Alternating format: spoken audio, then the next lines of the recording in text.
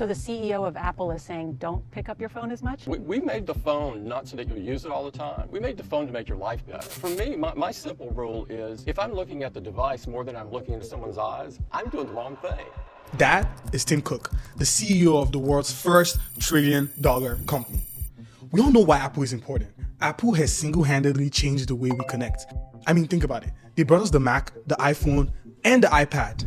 You know, a cool fact I found while researching this video was that Tim Cook is mostly recognized for the introduction of the Apple Watch, the AirPods, and doubling Apple's revenue and profits from 2011 to present. This story is so fascinating. So I was curious, why would the CEO of a company who has a big part to play in the addiction of social media apps say they didn't make the iPhone for us to use it all the time?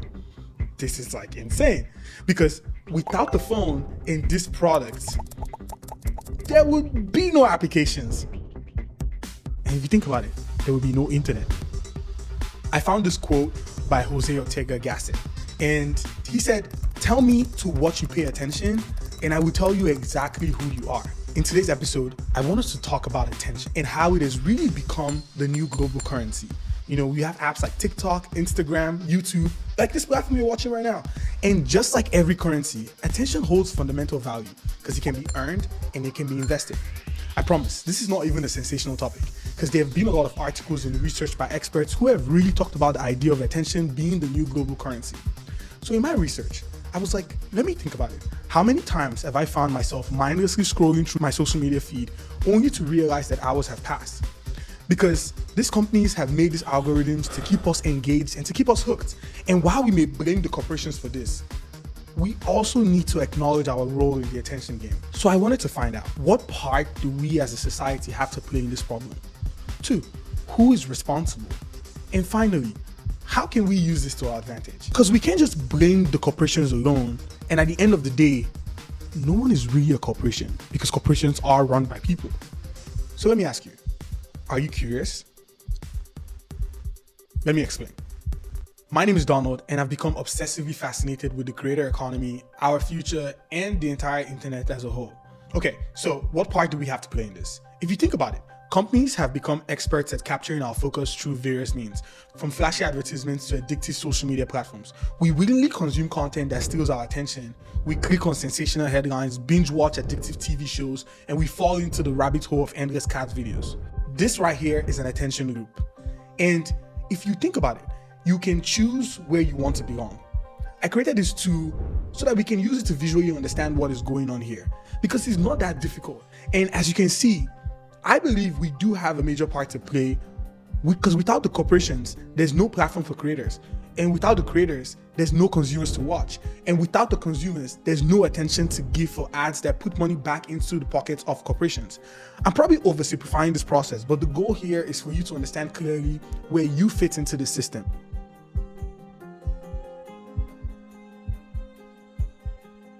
The thought that crossed my mind was, are the corporations responsible because they're making massive profits in ad dollars? Have you ever heard about the saying, don't play the blame game because it won't get you anywhere? I'm probably just like making that up, but you get the point. We can't entirely blame the corporations when we willingly give them our attention for free. I know, corporations definitely are masters of manipulation, but we're also not helpless victims. No one forced you to watch those cat videos. Okay, I'm joking. But let's take a look at some familiar situations. Social media platforms and search engines use algorithms to personalize content, keeping us hooked on information regardless of its accuracy or value. When was the last time you saw the end of your For You page? You can literally go on TikTok and scroll for like 3-4 hours. The endless feeds and autoplay features encourage mindless scrolling, keeping us glued to screens for longer periods. Or even push notifications and alerts that exploit our fear of missing out, drawing us back to their platforms as often as possible. I don't know if this has ever happened to you, but have you ever been in a situation where you're with your friends and you guys are talking about something, and let's say you talk about plants. Next thing, you open up your social media and you see a lineup of like plant ads for sale, and you didn't even search for it. They literally have us in a chokehold. You see, the way platforms track our online behavior and predict what will keep us engaged, creating personalized manipulation strategies. Let's not even get into the collection and use of personal data. From my understanding, these tactics may create some short-term benefits for corporations, like increased engagement and profits. But the way the digital economy currently works encourages these companies to use attention grabbing tactics, which often results in them taking our attention without us realizing it. And we must know that just blaming the corporations doesn't help us solve the problem. If anything, I think we have to figure out how we can use this to our advantage. I'm not saying we should completely disconnect from the digital world.